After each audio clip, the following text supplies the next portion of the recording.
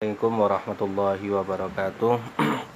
Anak-anakku semua, marilah kita membaca surat Al-Fatihah sebelum kita mulai pelajaran pagi hari ini.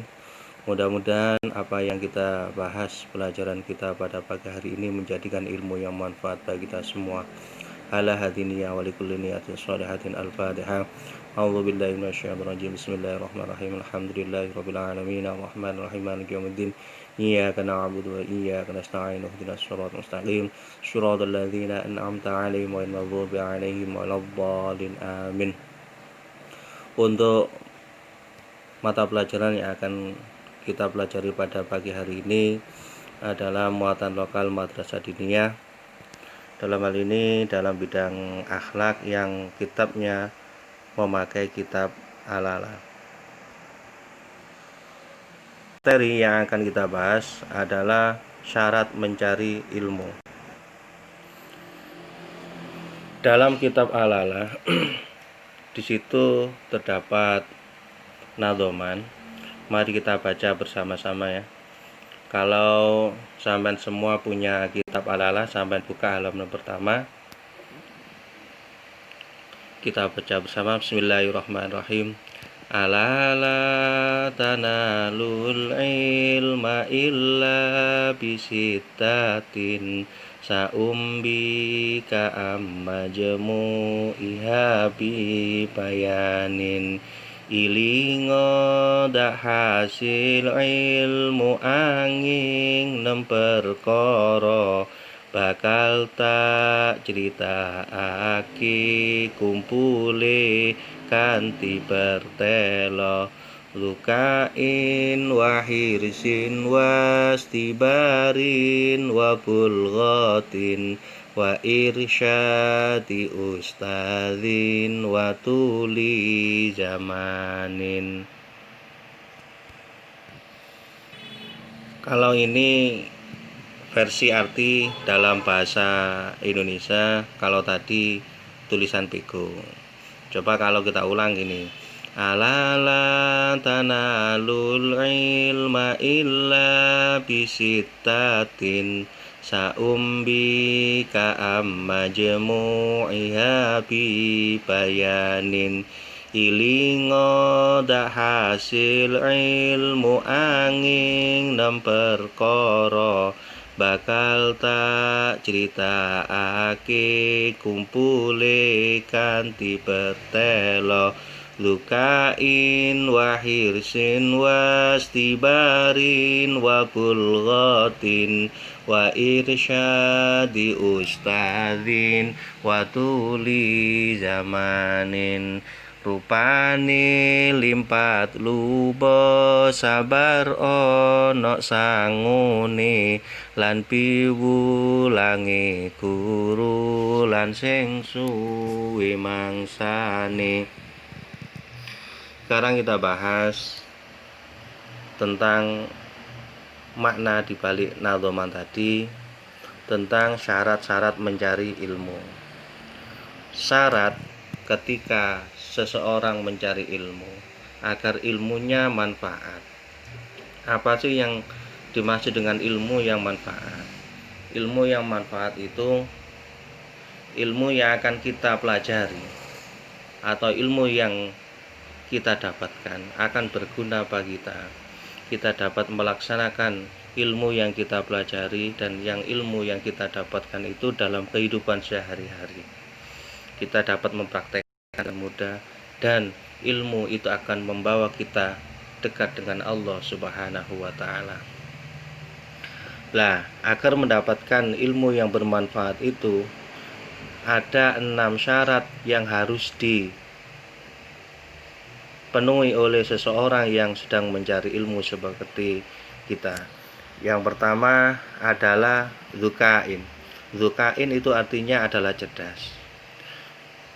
Allah Subhanahu wa ta'ala menciptakan manusia ini sudah dilengkapi dengan akal pikiran. Semua Allah Subhanahu wa ta'ala menciptakan manusia ini sudah mempunyai kecerdasan tersendiri.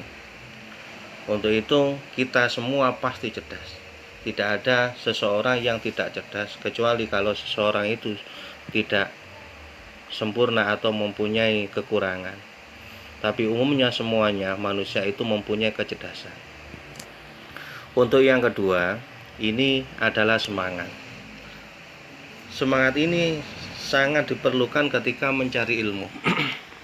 Kalau seseorang mencari ilmu tanpa semangat, ini tidak akan bisa mendapatkan ilmu.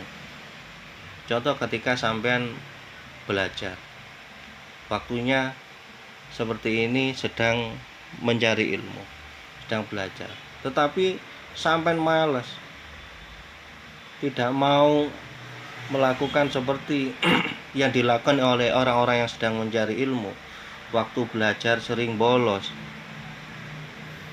waktunya pergi ke sekolah tidak mau, malah pergi ke tempat yang lain. Atau seperti ini sedang belajar ilmu dari rumah, ya, sampai tidak mau melaksanakan itu, malah sampai pergi ke tempat yang lain, maka tidak akan bisa mendapatkan ilmu. Jadi harus punya semangat. Nah, semangat ini akan bisa kita dapatkan kalau kita itu mempunyai cita-cita. Nah, cita-cita itu harus kita tanamkan dalam hati, kemudian kita berusaha untuk mendapatkan dan menggapai cita-cita itu agar semangat kita tumbuh terus. Untuk yang ketiga adalah sabar. Nah, dari syarat yang ketiga ini, seseorang yang mencari ilmu itu pasti mempunyai rintangan, ya. Rintangan pertama ini adalah malas. Sifat malas itu adalah salah satu rintangan itu. Nah, rintangan itu harus kita lalui dengan sabar. Jangan sampai kita malas kemudian mengikuti malas, ya kita tidak akan mendapatkan ilmu itu, ya. Karena mencari ilmu itu terkadang setan itu menggoda manusia agar tidak akan mendapatkan ilmu. Nah, salah satu godaan setan agar seseorang tidak mendapatkan ilmu itu adalah malas itu. Nah, untuk itu sabar ini harus kita laksanakan. Sabar dalam hal apapun harus sabar. Oke. Kemudian yang keempat ada biaya. Biaya yang kita pakai dalam mencari ilmu itu dihitung sedekah oleh Allah Subhanahu wa taala dan tidak akan habis. Dan itu merupakan sedekah orang tua sampean untuk mendapatkan pahala, dan itu akan menjadikan pahala orang tua sampean di akhirat nanti. Untuk itu ketika mencari ilmu diperlukan biaya. Untuk apa? Untuk membeli perangkat-perangkat pembelajaran yang diperlukan, seperti alat tulis, kitab, buku, dan lain-lain, itu perlu biaya.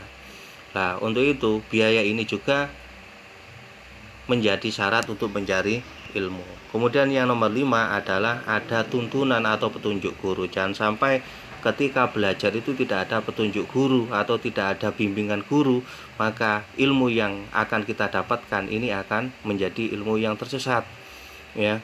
Kenapa? Karena kita harus mempunyai guru. Jangan sampai tidak mempunyai guru, agar ada pembimbingnya. Kalau tidak tahu pembimbingnya, kalau tidak ada pembimbingnya, maka pemahaman kita akan sesat, ya.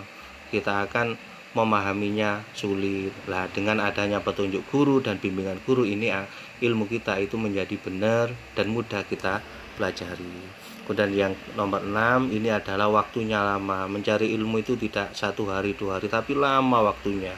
Ketika sampean di SD atau MI itu waktunya 6 tahun, di SMP itu waktunya 3 tahun, SMA 3 tahun lagi, kemudian S1 nanti 4 tahun, kemudian S2 nanti 2 tahun, dan seterusnya.